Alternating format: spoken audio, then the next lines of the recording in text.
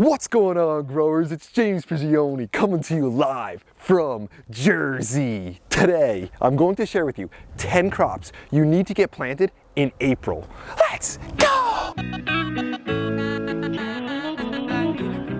Let's jump right into it with our first crop, carrots. These are our all-time favorite root crop to dig up and also snack on. We love orange carrots, yellow carrots, red ones, white ones. The varieties are endless. Carrot seeds can be tricky to germinate.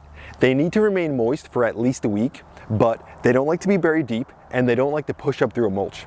So the surface of the soil, it can dry out relatively quickly. But I've got a trick for that. It's one I've been using for many years and it works fantastic. It's known as the carrot board trick. I like to plant my carrots 16 per square foot. I make a slight indentation with my finger.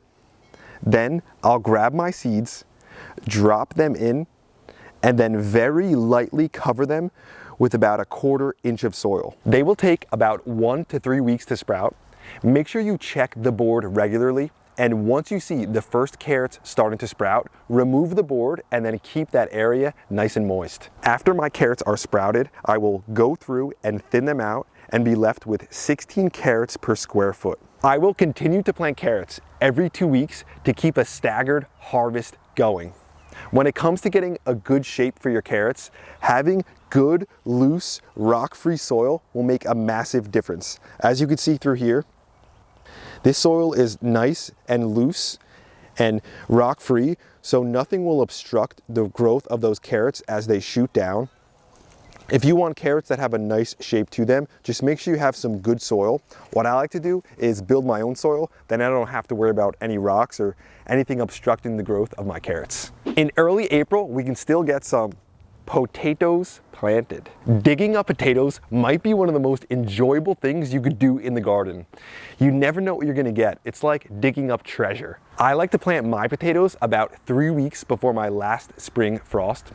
The way I like to plant them is what I call the lazy way. I just grab a 1 foot wide small bed that I built, drop that down, then place my potatoes on the surface of the soil and cover them with about 4 or 5 inches of my homemade soil. Then I mix in some of my JP's Secret Stuff fertilizer into the top few inches of the soil, and in a couple weeks the potatoes will sprout. As the plants grow, I go around and hill them up with some soil to help stabilize them and also to help them produce more potatoes. When planting potatoes, I suggest you grow some early ones, some mid-season ones, and some late ones. This way, you have a staggered harvest of potatoes that just keep coming. I also plant potatoes in buckets and get great harvests from them. So don't let a lack of space hold you back. I want to take a second to share some garden love because now is the perfect time to get your garden going to set you up for some big harvests this spring, summer, and fall. To help you with that, we're giving $10 off the whole teamgrow.us website. All you have to do is use code April and spend at least $50. At Team Grow, you'll find hands down the greatest garden products.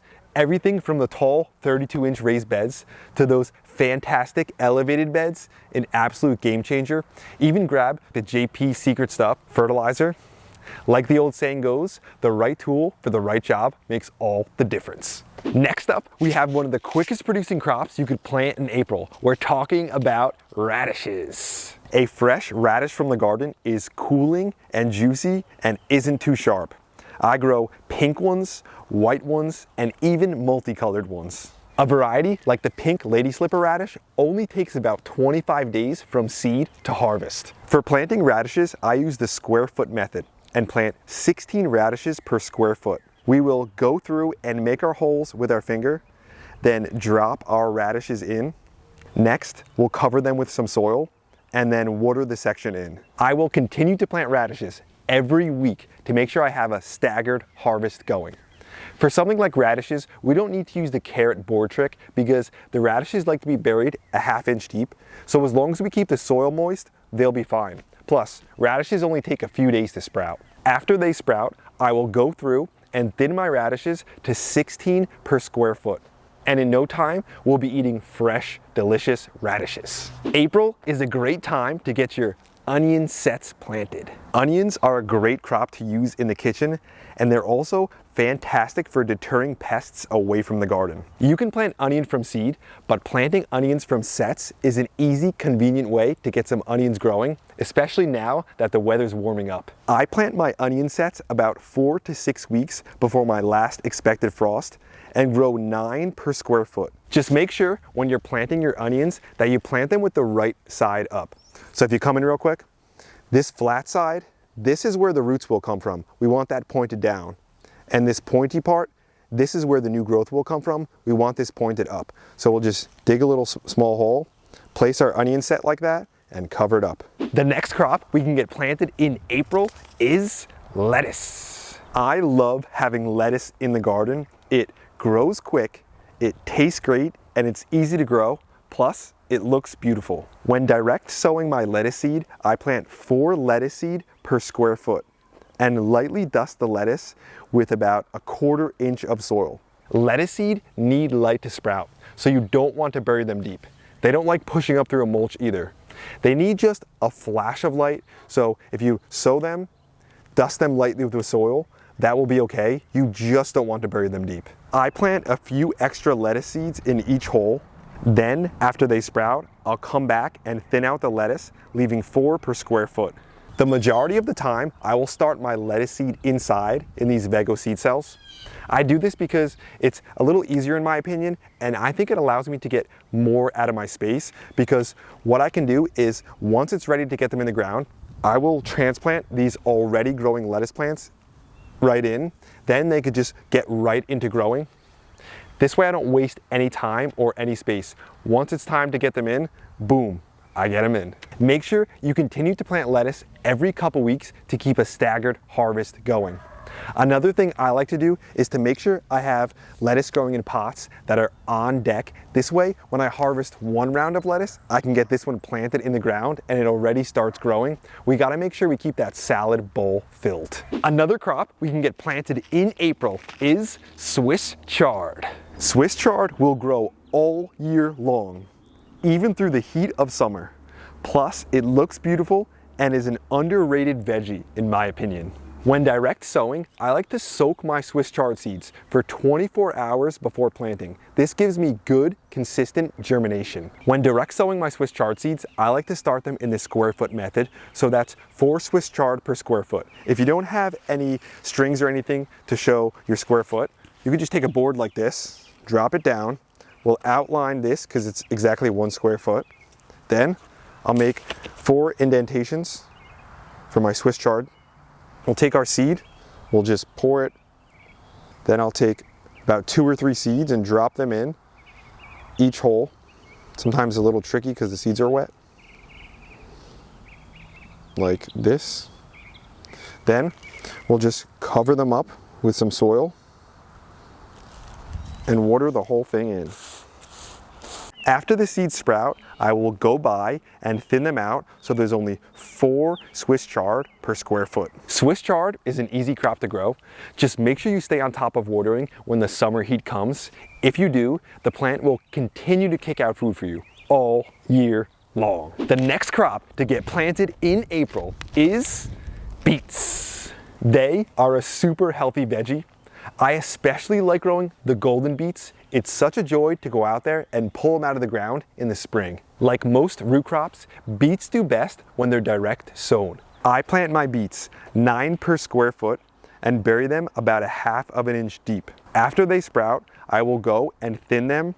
Sometimes I leave 2 to 3 beet plants together in a clump and allow them to grow like that. They don't seem to mind growing together. Beets grow best in temperatures between 60 and 65 degrees Fahrenheit, so early April is a great time to get them planted. I have also regrown beets in the past, and I'd have to say, they did a lot better than I would have expected. Another crop you can get growing in April is arugula. This crop grows super fast and is a nice option for cut and come again. but it will bolt when the summer heat comes, so grab it early and often. Make sure you get your arugula planted now. This way you can enjoy the nutty, unique flavor of the leaves. If you want, you can direct sow your arugula, but what I prefer to do is to start it in these Vego cells inside, then I can transplant it into the garden. That's my favorite way to do it.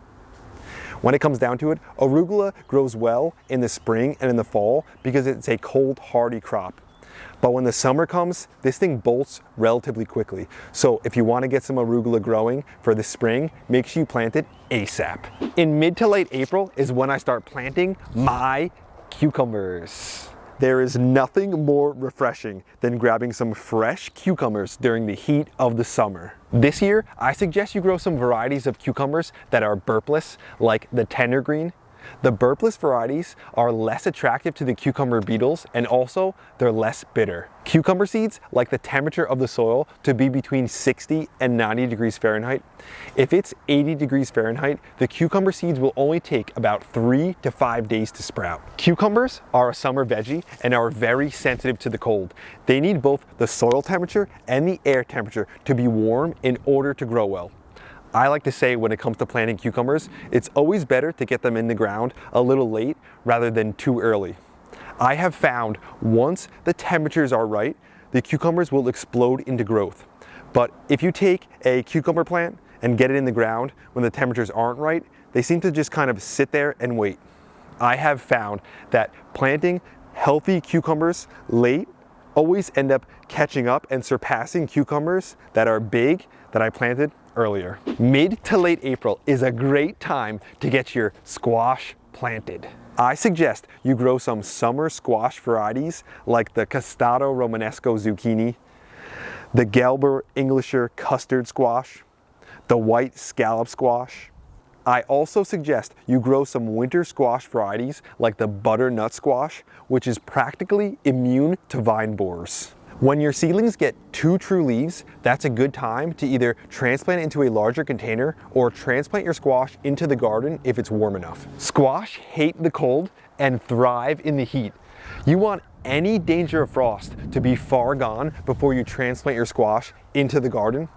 It's always better to plant your squash a little late rather than too early. I will also direct sow squash in the garden in early May and plant another round of squash in late June or early July to make sure I always have young, healthy, thriving plants growing. Also, when planting late, you won't have to worry about vine borers because you will be outside of the window of time when the adults are laying eggs. In early April, you still have time to get some peas planted.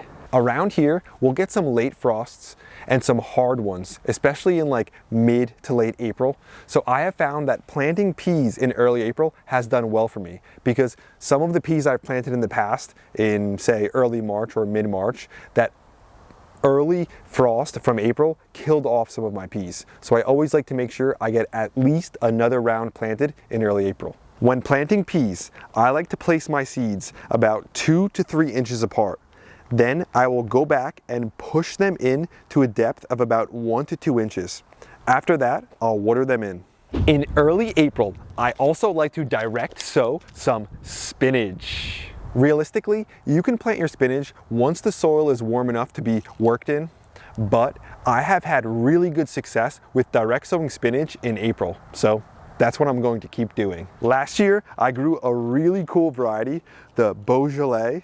It tasted great, it looked nice, but it bolted once the heat came. I love growing the Olympia spinach. I can get massive yields from that one. And the cool thing about growing spinach in these tall beds is the bunnies that sneak into the garden sometimes, they can't get to my spinach in here. In April, we still have time to get some herbs planted, delicious ones like basil, cilantro, and dill. The cool thing about some of these herbs is they also will help us in the garden. For instance, the basil is a great companion with tomatoes, and the basil has a strong odor and will deter some pests like aphids. A cool thing about dill is dill, if you plant it relatively close to your tomato plants, it actually attracts the tomato hornworm, and the tomato hornworms usually show up first on your dill plant. Another cool thing is the tomato hornworms are really easy to see on the dill plants. They're difficult to see on the tomatoes sometimes, so if you monitor your dill plant and once you see some tomato hornworms show up, you know that it's time to check your tomatoes to see if they're on those as well. Cilantro, I love growing that one. It tends to be one of my favorite fresh herbs to eat. Some people say it tastes like soap, but to me, it's delicious. That's today's video, growers. Thanks for watching. We hope you enjoyed it. We hope you got something out of it. Even though the clouds have come out a little bit, the weather is definitely warming up, and this weekend it's supposed to be like 76 degrees. So make sure when the weather's nice, you get out there, you get your hands dirty, and you start investing in your garden. That's really just like investing in you. The more you invest in it, the more it'll give back for you, and I promise, when it comes to gardening, you always get back more than you put in, and that's a really great feeling. We also want to mention that if you're still getting some of your seeds started, we have our seed starting course over at teamgrow.us. It will be a significant amount of help to you. It is a step-by-step guide on exactly how I start my seeds, in depth, in detail, no confusion, simplifying things for all of you so you could grow healthy seedlings that will lead to healthy, massive plants that will then lead to huge harvests. It's what it's all about, starting with a good foundation. We want to mention a thank you to one of our new channel members, Lisa Hull. Thanks for being a part of Team Grow. Thanks for having your hand in everything we're doing out here. Now that the weather's heating up, the trees are the buds are swelling. We've got little seedlings popping up. The return of life is happening in the garden, and the contrast from now to June, it's just going to be so incredible, and I'm so thankful that you guys are along for the journey of that. If you enjoyed the video, hit the like button, hit the subscribe button, share with your friends. Don't forget to check out some of the merch down low, and check out some of our incredible high quality gardening products over at teamgrow.us. I'll be back to you again real soon with another one. We